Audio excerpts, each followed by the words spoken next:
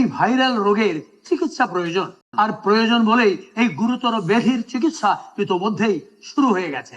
এখানে যারা আছেন তারা এদেরই প্রিয়জন, যারা প্রয়োজনের অতিরিক্ত কিছু করতে গিয়ে মরতে মরতে বেঁচে আছেন। তাদের ঠিকানা এখন ভাইরাল স্পেশালাইজড হাসপাতাল। বিভিন্ন নামের হাসপাতালের সঙ্গে আমরা পরিচিত, কিন্তু আপনাদের হাসপাতাল ভাইরাল স্পেশালাইজড হাসপাতাল, নামটা কি ভাইরাল হওয়ার জন্য লিখছেন? না, এখানে ভাইরাল রোগীদের চিকিৎসা করা হয়। অন্য কোনো রোগের চিকিৎসা করেন না?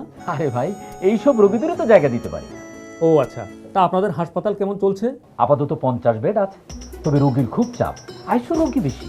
সেই জন্য আমরা পূর্বাচলে 1000 বেডের একটা হাসপাতাল করার চিন্তা ভাবনা করছি। ভাইরালও বাড়তেছে, রোগীর সংখ্যাও বাড়তেছে। তাহলে তো 1000 বেডেও হবেন না না, আরও অনেককে এই ফিল্ডে বিনিয়োগ করতে হবে, এটা লাভজনক ব্যবসা। ও, তা কি কি ধরনের রোগী এখানে আসে? ভ্যারাইটিস, বাংলাদেশের কোনো হাসপাতালেই এত পদের রোগী আসে না। চলেন একটা ওয়ার্ডে যাই, নিজের চোখেই দেখি। আসলে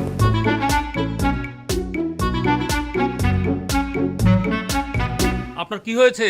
কি বলবো দুঃখের কথা স্যার, আমি প্রাণ ভিডিও বানাই, বালতি ভরা রং মানুষের শরীরে মাইরা সে ভিডিও ভাইরাল বানায়।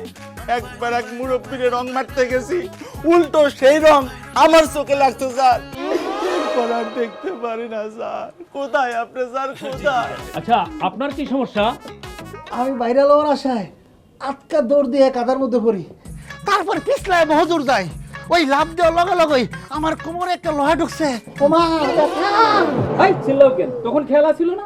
ও আই গো স্যার, ব্রিজের উপরে থেকে লাভ দিছিলাম ভাইরাল হওয়ার লাগি। নিচে পানি কম আছিল, মাটির সাথে বাড়ি খাইয়া শরীর লড়ি গেছে। আই গো, বুঝতে পারছেন তো, ভাইরাল হওয়ার জন্য ওরা নিজের জীবন দিতেও প্রস্তুত, প্রয়োজনে ডেড বডি ভাইরাল হবে। ও স্যার, আপনি তো ডাক্তার, তাই নাকি?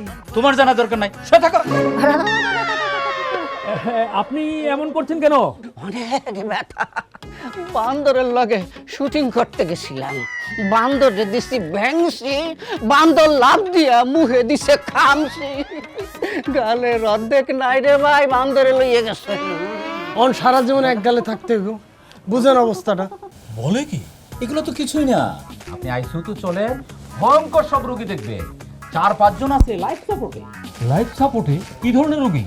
একজন আছে ট্রেনের সাথে সেলফি তুলতে যায় জুড়ে বাড়ি খায়া, গালের এক সাইড নাই।